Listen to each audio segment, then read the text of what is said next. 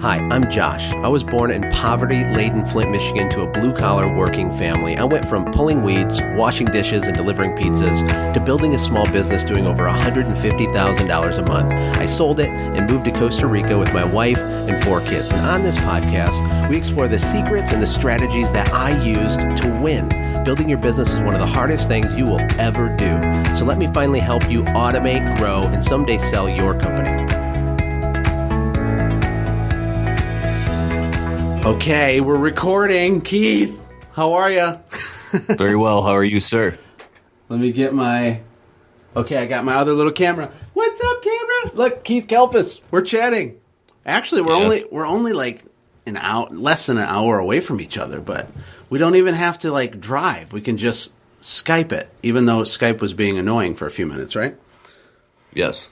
Okay, well, I'm going to do my cheesy podcast intro voice, and then I'll introduce you and we'll start recording the interview, okay? Great. Hey, everybody. Josh here from the Quick Talk Podcast. I'm excited. I got my friend Keith Kalfas on the line, and I'm excited to talk to him. Keith, how are you? What's going on, Josh? I'm just living the dream in my new little office. We got our little Send Gym office set up. I got a little fake fireplace and a little TV going. I got my podcast stuff. It's pretty epic. I like it. Sounds like a man cave.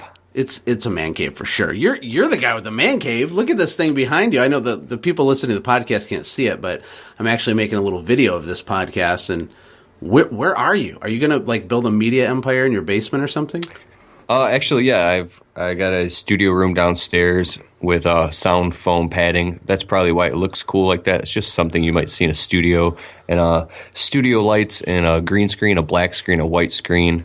Lights all over the place and microphones. It's something like a media room. And then I've converted half of my garage and insulated it into what will be a video podcast studio with a green screen. So I've wanted to do this for a long time, and coming this winter, I will be putting out some pretty awesome content from my digital man cave. Yeah, the mothership, right? Well, the mothership. For people that don't know you, that listen to my podcast, basically, I'll let you give a brief overview of your story. I've had you on before, but you came from, nothing really, and then you started a landscaping business, lawn care business. You did that. You eventually moved into Windows, but the weird part is you decided to start making videos of yourself while you were working, and that evolved into this whole giant thing. You have what do you have, like 1,000 videos? You have 30,000 YouTube subscribers, and people write you letters and track you down and say you changed your life, basically because Keith is inspirational, and his story is really interesting. He came from nothing. He loves to help people and overcome self-limiting beliefs and understand that they can make it happen. And I mean, is that a good description of your story and how you got there and why you even have a media studio? I mean, on YouTube, you're just huge right now. Yeah, that makes sense. So tell us though, break down, weren't you like living in a car at one time? Give us a little nutshell of what happened and how you got to where you are today, because your passion is making content for people and inspiring people, right? Mm-hmm. Yep. I remember back in early 2000s, I was going through depression. I thought the secret to success, when I was 17, 18, 19, was to work for literally 4 jobs. So I would go out and work for a landscaping company all day. Then in the evenings, I was, bar backing at night, like stocking beer bottles and things like that till 3, 4 o'clock in the morning. Then getting up on Sundays and doing roofing. I was, pushing over 90 hours a week. And I couldn't do it anymore. And I ended up losing a lot and going into depression. I burned out at a young age. I just wanted to take on the world. And I remember I was depressed, and I was in bed for an entire month. And wow. I picked up this book called The Power of the Subconscious Mind.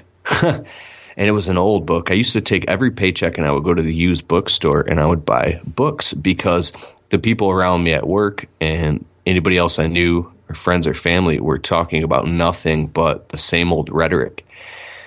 And what I read in that book was, what the mind can conceive and believe it can achieve. I started to learn things that gave me hope and said, wow, what if one day I could actually be successful? But I looked around where my life was at the time, and I saw nothing but, pain and failure or frustration, negativity, no role models. But this hope is what pulled me through the whole time. I remember one time I lived by this bridge by a park, and I would go out there at night in the freezing cold, just me and the stars. And I remember one night, I don't like to push my beliefs on anybody, but I did. I dropped to my knees and I just started crying, and I was crying to God, because when you get at your lowest point, you actually cry out to a higher power. You know what I mean?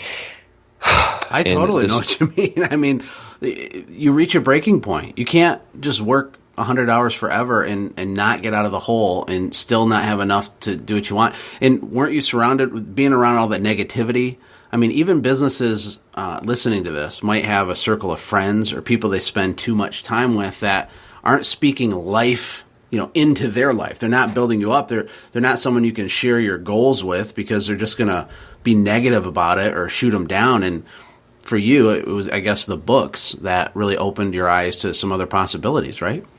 Yeah, I found Dr. Wayne Dyer and Anthony Robbins. So, I mean, I was 17, 18, 19, 20, all through my 20s. By the time I'm at 27, I read over 300 books, and now I'm at over 400 books on audio. It was like standing on the shoulders of giants. They were talking about things that would make me cry. I'd be on a job site working with my MP3, my iPod in, back in the days of iPod, and I would be crying while working, or in experiencing a state of complete bliss while the other guys around me were listening to rap music or something like that. I'm having this experience of tranquility and learning and developing in my spirit. But I had this feeling of this deep inner calling that one day I would be in contact or somehow be in communication with literally tens of thousands of people. I've known it. And I swear to you, let's just say it was my mind, but to me it was God said to me, it was God. Keep pushing forward, and I promise you one day you will be famous. I don't know what the word is for it. Influencer. An influencer. One day this is going to happen in your life. And I said, why am I so weird and so different? Why am I listening to, and not that I'm, better than anybody else. I mean, I was very humbled at many times in my life, trust me. And I've made a lot of mistakes, but it said, just keep pushing forward. I said, why am I listening to all these books and reading all these books and getting into this stuff that nobody else my age gets into? It said, because it's preparing you one day to be an influencer. Yeah. And the day you were actually there, you were the keynote speaker in Baltimore, Maryland at the huge convention. Yep. Before I went on stage that morning and I spoke in front of around 100 or more people, I was standing outside by the water with my shirt, my freshly pressed iron shirt buttoned up and tucked in, and my suitcase.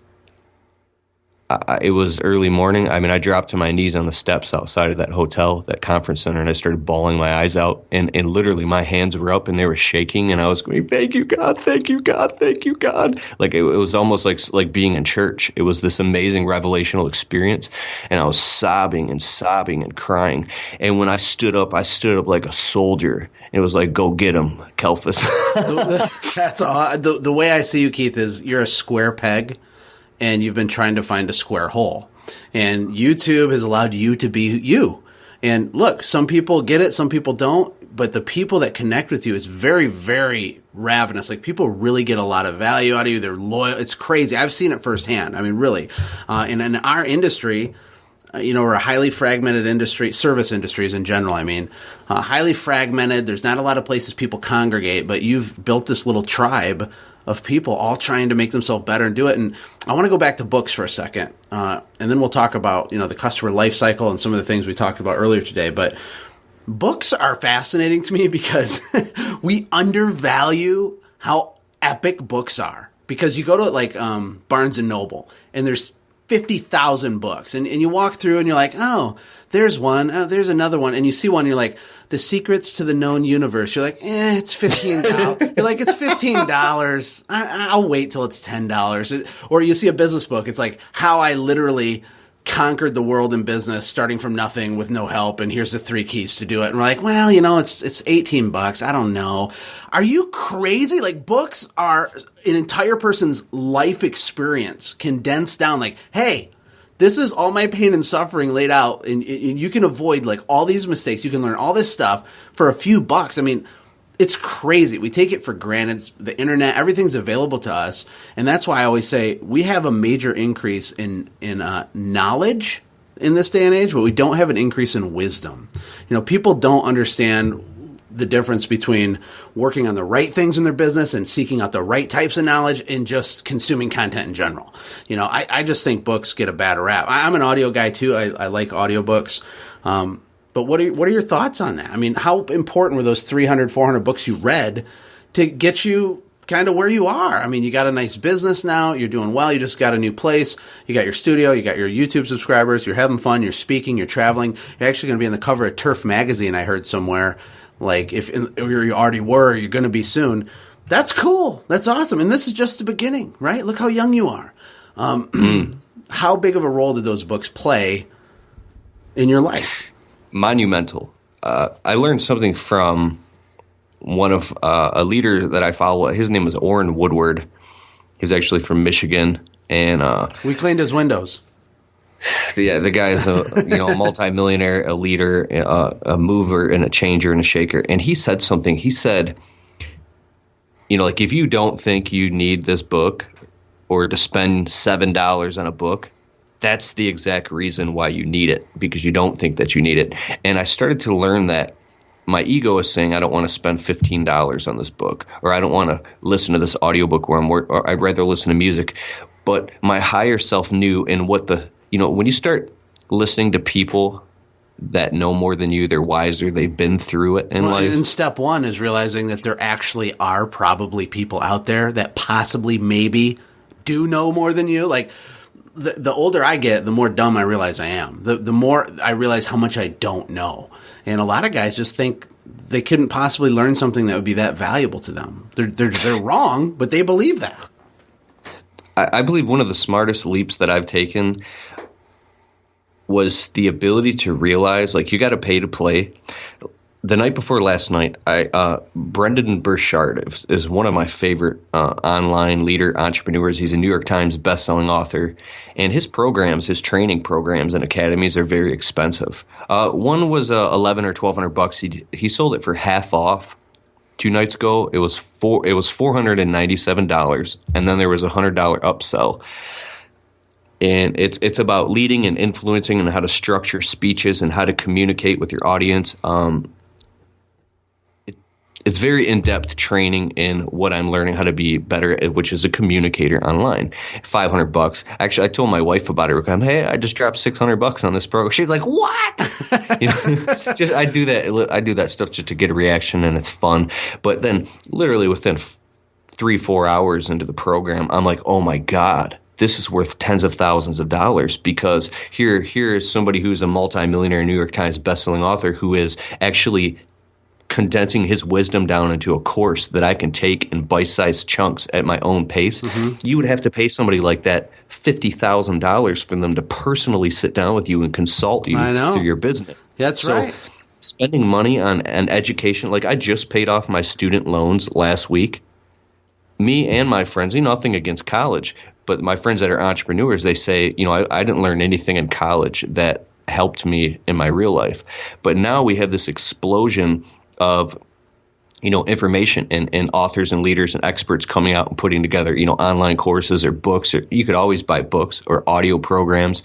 And to me, like, I don't hesitate if something is $37 that I can learn something that would change my life. I just finished a book last week about taxes and small business and accounting, written by a professional CPA, and the book cost me $14. But what I learned in that book is probably saved me $10,000. I think the first time you invest in education, outside of college, like if you in modern new Web 2.0 education, right? Because this is huge. Like information products on the internet are a multi-billion-dollar industry right now, and it's still in its infancy. Like all of us have so much stuff in our brain that we take for granted that could really benefit other people. So you have authors and speakers, all these people that create stuff. I have a boot camp. I know you have a book and some other stuff, but we take it for granted. And I think the first time you invest in something like that, it's absolutely terrifying. It's weird. It's outside your comfort zone. You're like, okay, I'm on an interweb web page and I'm clicking and it's a lot of money and you're not sure. But once you start, like for me, I bought a $2,000 course a few months ago. I know I'd mentioned it to you. That's no big deal for me because it's just an investment. It's not a cost. It's an investment. That's literal. And to me, it's just reality. But I do have compassion to understand for people that aren't there yet. That brings me to a point. If we go back to business, a lot of new small business owners, which is the audience that I talk to, are terrified of taking money out of their pockets and spending it on marketing or advertising or investing in something that's going to make their business work, like say the customer life cycle. For me, spending money on an email marketing program or some type of software automation or even a QuickBooks account, not trying to do it all manually. Paying to play. When you spend money on things that make your business run more efficient or improve your business, you get it back in dividends. Mm-hmm. That's right. It's a multiplier. So let's say that you do a task every week that takes you 2 hours. Every week, 2 hours, 2 hours, 2 hours, 2 hours. And let's say you could trade $500 to reduce that to 1 hour. Okay? So over the course of a year, you save 50 hours, right? And so you spent $500, and then over the course of 2 years, look, it's just math to me because it truly is an investment. All tools are an investment. People have no problem spending 10 grand on a new mower or some fancy piece of equipment, which doesn't make their phone ring, by the way. So they're still screwed, but they won't step out in education or in even marketing. You got to have some education to even know how to do the marketing. It's a catch-22. This could go on for like 8 hours. I want to talk. Oh, yes, it could. Let's talk about the customer life cycle because that originally was something I put out in my Window Wealth ebook, which I think you've had because this is like 3 years ago when I first had that out. And I talk about the customer life cycle. I mention it on the podcast sometimes. And for those of you that don't know, what I'm talking about is all the touch points in between the moment a potential customer realizes your company exists, all the way through the phone calls, the estimate, the scheduling, the service, whatever you do, actually doing the work, getting paid, and then following up afterwards. I call that the customer life cycle. And people don't focus on making that process, that experiential they don't focus on the customer experience, on engaging them. For example, when you're at the job itself, like, do you learn their dog's name? Do you talk to them? Do you connect? Do you offer a walk around? How do you talk? What is your how articulate? So people don't do that. You had mentioned that you started doing more with that recently. Tell us about that. Yeah, so we do landscaping and window cleaning, but window cleaning is a different animal. And the thing that I like about it is, if a customer looks out the window and the landscaper, let's just say his body language isn't A++. It's not that big of a deal. Inside of a customer's home, you're inside of their personal territory, and that's being extremely conscientious and in a state of service when you're inside of a person's home is extremely important. I've made it a point that every single time I walk into a customer's house, if they have a cat or a dog and it comes up to me to smell me, I bend over and I pet it. And I'll scratch the dog's ears real quick, and that lets the person know when the dog. You could tell a lot about a person by the way their animals react to you or react to them, or what kind of house it is.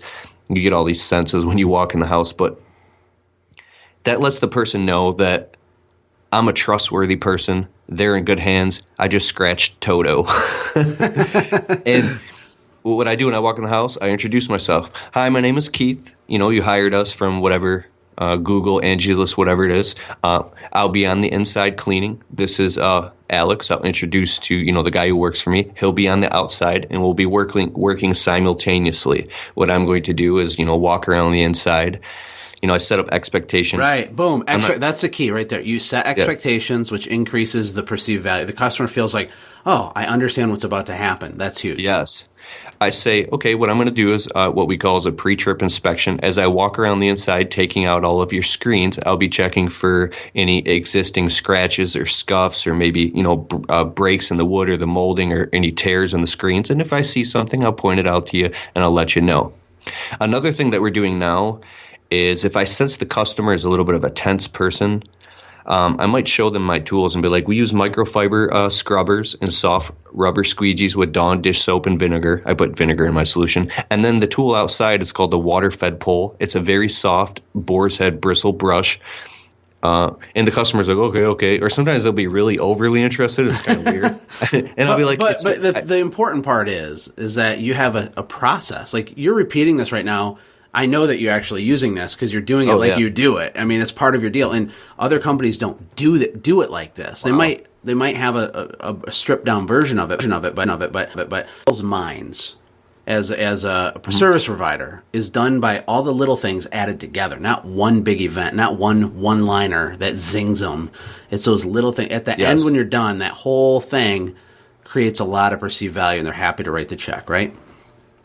Oh, yeah. Can I continue? Because I believe that some of the people listening might be really interested in the strategical, tactical, step-by-step process of what I say. It might help. I'm not saying my way is the best, but...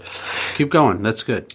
When I knock on the door and the customer is open, before they even open the door, I will check my posture and make sure that my back is straight and I have a smile on my face and that my arms are, at my sides and I'm not doing anything weird or checking my phone. So I'm at attention when they open the door. So as soon as they open the door, imagine like a service commercial when you see carpet cleaning company and then you see like the guy smiling. I want to be that guy who looks like bright-eyed and bushy-tailed and happy to clean your windows and at your service. And then I want them to see as soon as I step into the door that I'm stepping into plastic booties that they can see. And they say, oh, don't worry about it. Don't, I say, no, that's okay. That's our policy. We wear booties whenever we're inside of our customers' homes. And then, so I do this whole thing. And I what I'm doing is I'm sub-communicating to that customer that you're in good hands. And sometimes they'll follow you around for a minute. But as soon as they can feel, you transfer a feeling of confidence to them that you're taking charge, they can trust you, and they can relax and go back to their home office or go back to their computer, and they don't have to worry about anything. As soon as they feel that, you're golden, and then you just run around and start cleaning all the windows and doing what you do. But at some point in the process, and I learned a lot of this stuff from you as well, you brought it to my attention that, oh my God, I'm not out here just by myself. And that's what I really appreciate about your Window Wealth audiobook. If you guys haven't gotten it, you got to get a copy of it. If I'm working in the den and they're working on their computer, I might chit-chat with the customer a little bit. Nothing personal, nothing about my life or anything. Just something simple. I'll say, I noticed there's a little scuff here on the window. Just wanted to point that out. Oh, really? I never seen that before. Blah, blah, blah, blah. It's important to actually find something and point it out to them so they know that you are accountable and you are... What happens when you do that to the customer? They know that you're alert and you're paying attention, and then they also know that you're not going to screw up anything in their house or screw up their windows, and you're not going to scratch anything. When I'm moving screens in and out and I'm taking them out, if they're very dirty and I'm taking them, stacking them on the front porch or the garage or the back sliding door, I make sure I'm extremely careful with the screens and I don't let them tap or click on any walls or anything. If I'm walking in between hallways across, molding or doors or walls and flat paint, I make sure that my squeegees are tucked in at my side so it doesn't like rub against the wall or something.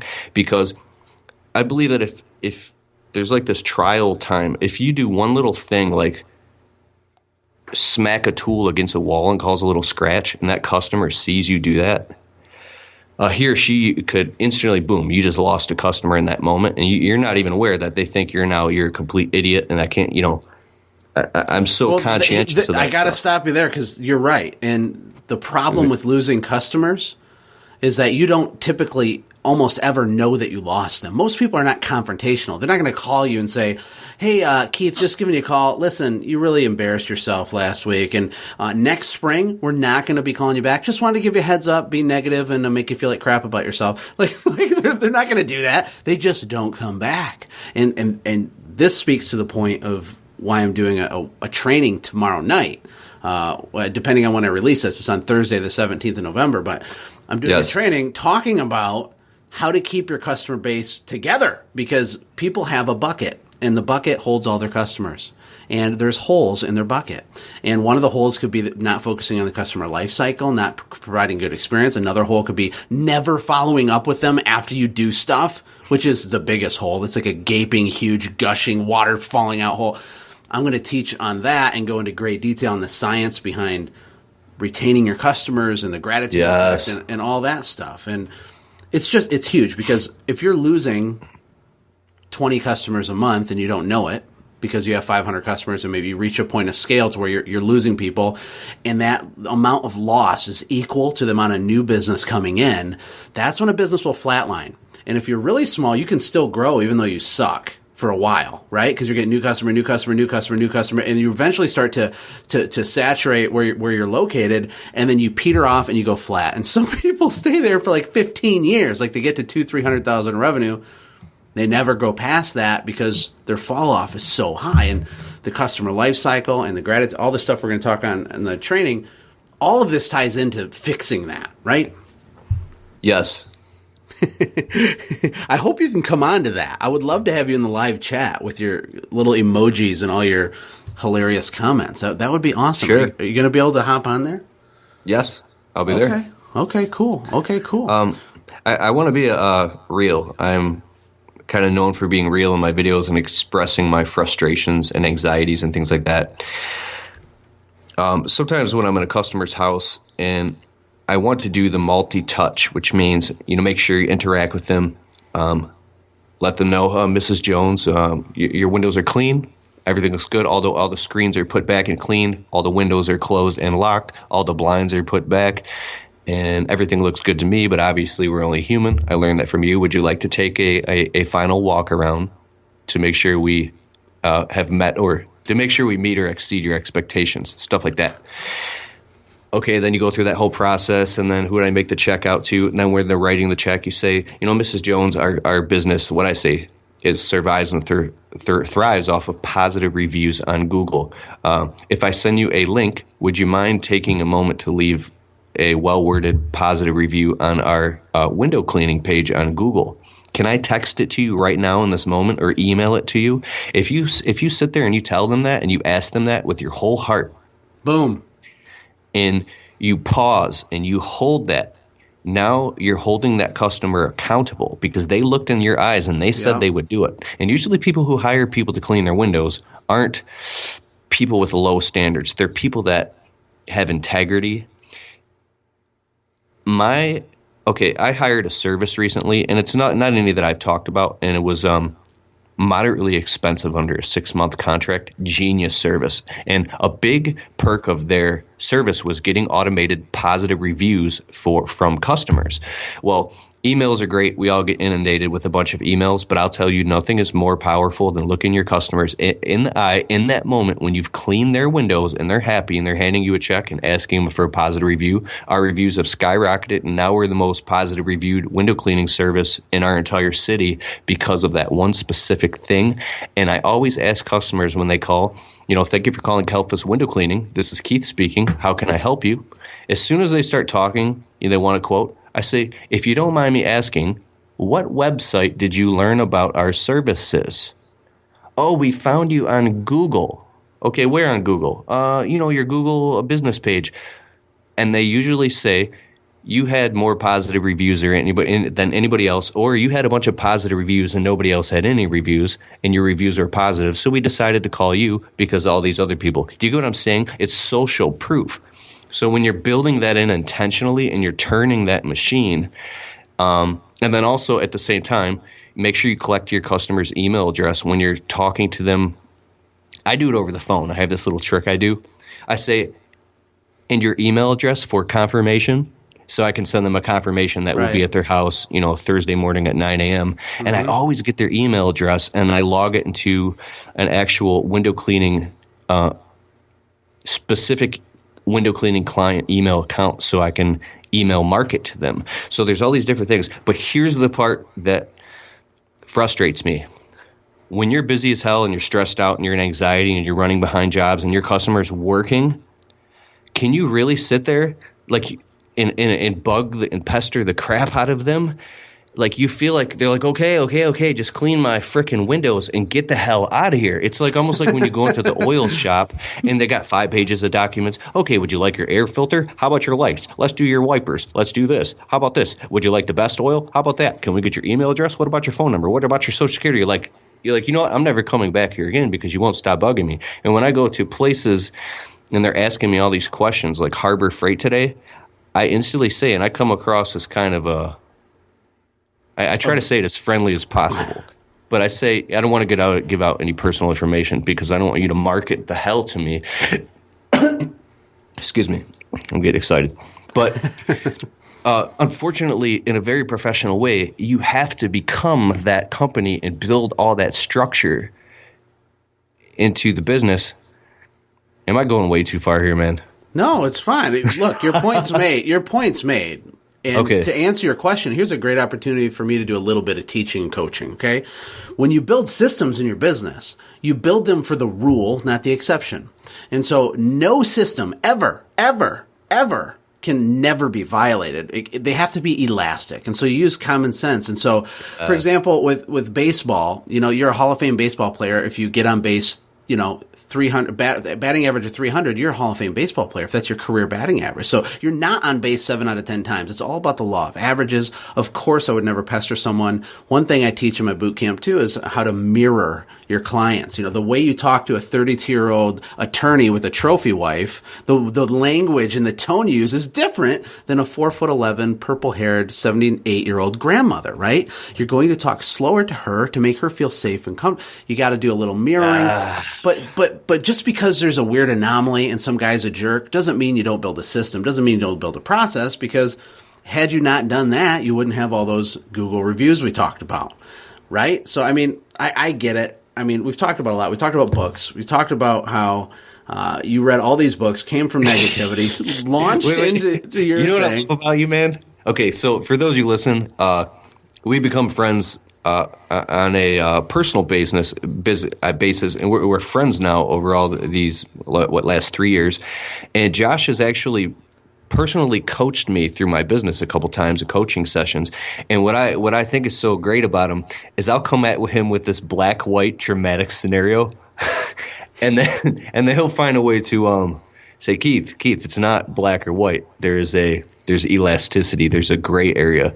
And then that creates space for improvement, for progress, like you said earlier. Mm-hmm. Yeah. Look, and the reason I know this is through my own pain. I'd have employees come back and say, we can't do this system because of this. There's 1,000 reasons why we can't do all the stuff that we know we're supposed to do.